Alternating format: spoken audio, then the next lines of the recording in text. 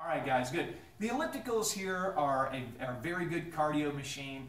What's good about the ellipticals is also what's kind of bad about the ellipticals. It's a much higher intensity exercise than just walking on a treadmill for most people.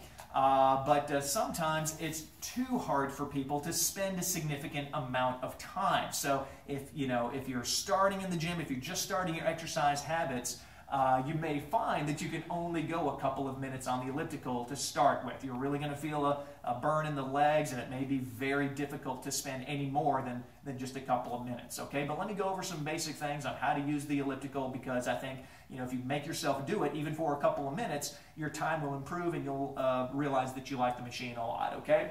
All right. Now, to get on the elliptical for some people is a little precarious. What I recommend is to come to a side where the pedal is in the down position and then step up on that side. That way you don't have to worry about the pedals swinging down once you step on them, okay?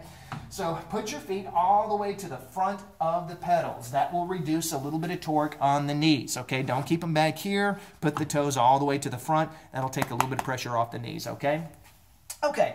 Now, to get the display to turn on, what you have to do is just start pedaling.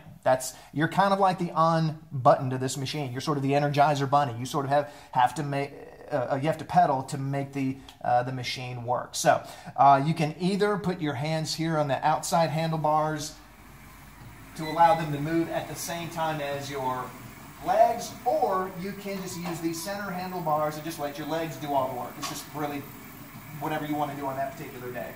But once you start moving, you'll notice that the display turns on. Now again, if you're new on the elliptical, my recommendation is to do the quick start. The quick start is the easiest way to begin a manual program. So that means nothing's going to change unless you tell it to change, using those arrows right there for the resistance level. Okay? The quick start will begin you at a L1, level 1 out of 25. You've got 25 levels of resistance. Now, if you notice, this machine automatically prompts you to input your weight to make your calories tally, okay? Be aware of whether or not it's giving you that command, because if you don't notice it and you start adjusting the level, it may think that you're adjusting your weight instead, okay? And if you wait for that weight command to go away, and then you type some numbers up here, it may accidentally adjust the resistance level. So pay attention to what it's asking you to input, okay? All right. When you do this exercise, keep your posture good, and you just go nice and slow, okay? It's very common for people who want to kind of squat into it and just go really fast like this.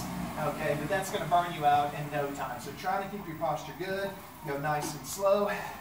And if you look at my feet here, you'll sort of see my heel is just barely coming off the pedal when one foot is swinging forward, okay?